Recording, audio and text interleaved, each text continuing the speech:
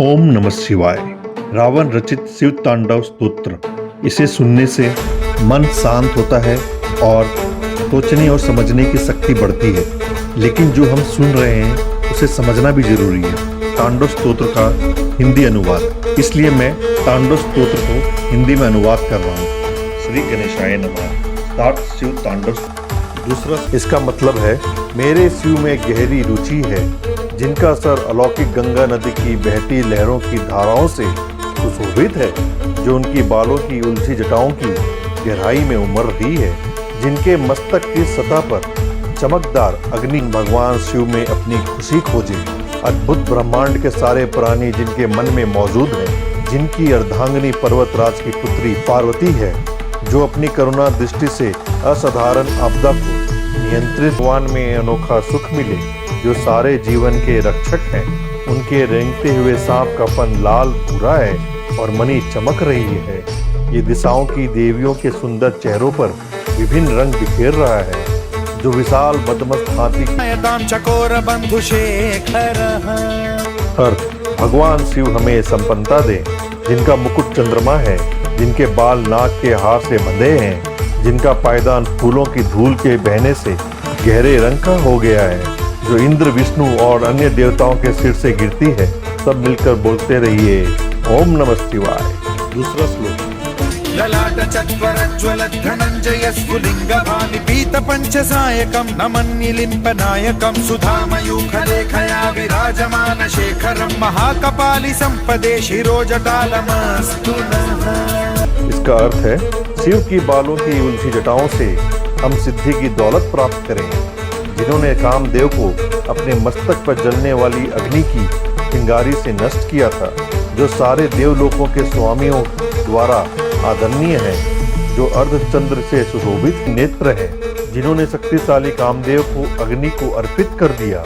उनके भीषण मस्तक की सतह डगद डगद की ध्वनि से जलती है।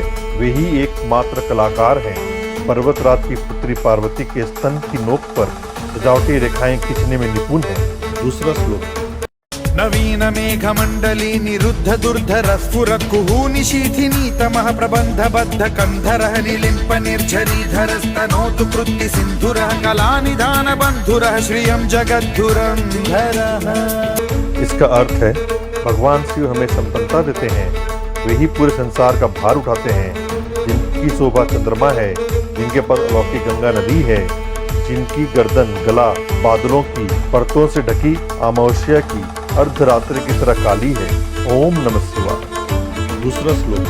जिनका कंठ मंदिरों की चमक से बंधा है, पूरे खिले नीले कमल के फूलों की गरिमा से लटकता हुआ, जो ब्रह्मांड की कालिमा सा दिखता है, जो कामदेव को मारने वाले हैं, जिन्होंने त्रिपुर का अंत किया, जिन्होंने सांसारिक जीवन के बंधनों को नष्ट किया, जिन्होंने बलि का अंत किया, जिन्होंने अंधक दैत्य का विनाश किया, जो हाथियों को मारने वाले हैं, और जिन्होंने मृत्यु की देवता यम को पराजित किया, वो है शिव शंभु।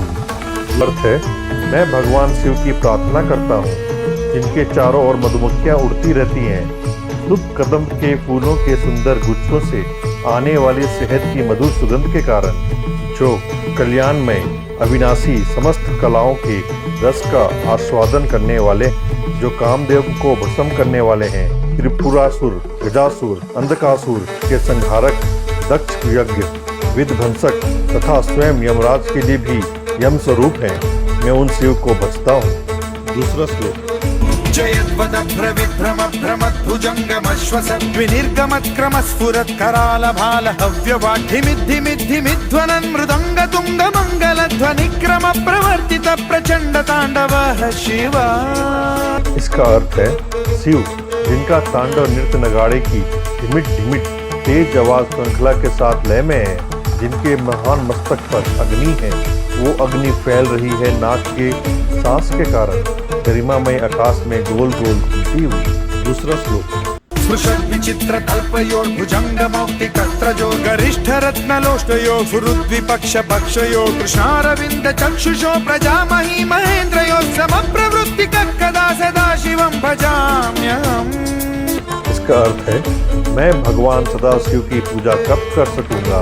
शाश्वत शुभ देवता, जो रखते हैं सम्राटों और लोगों के प्रति संप्रभाव दृष्टि, घास के तिनके और कमल के प्रति, मित्रों और शत्रुओं के प्रति, सर्वाधिक मूल्यवान रत्न और धूल के ढेर के प्रति, सांप और हार के प्रति और विश्व में विभिन्न रूपों के प्रति। जय शिव शंभू। दूसरा श्लोक। इसका अर्थ है, मैं कब प्रसन्न हो सकता हूँ? अलौकिक नदी गंगा के निकट गुफा में रहते हुए, अपने हाथों को हर समय बांधकर अपने सिर पर रखे हुए, अपने दूषित विचारों को धोकर दूर करके शिव मंत्र को बोलते हुए, महान मस्तिष्क और जीवत नेत्रों वाले भगवान को समर्पित तो मैं अपने आप का समर्पण करता हूँ। दूसरा श्लोक। इदं हि नित्यमेव मुक्तमुत्तमोत्तमं स्तवं पठन् स्मरन् ब्रुवन्नरो विशुद्धिमेति सन्ततं हरे गुरौ सुभक्तिमाशु याति नान्यथा गतिं विमोहनं हि देहिनां सुशङ्करस्य चिन्ता। इसका अर्थ है, इस स्तोत्र को जो भी पढ़ता है, याद करता है और सुनता है, वह सदैव के लिए पवित्र हो जाता है और महान गुरु शिव की भक्ति पाता है।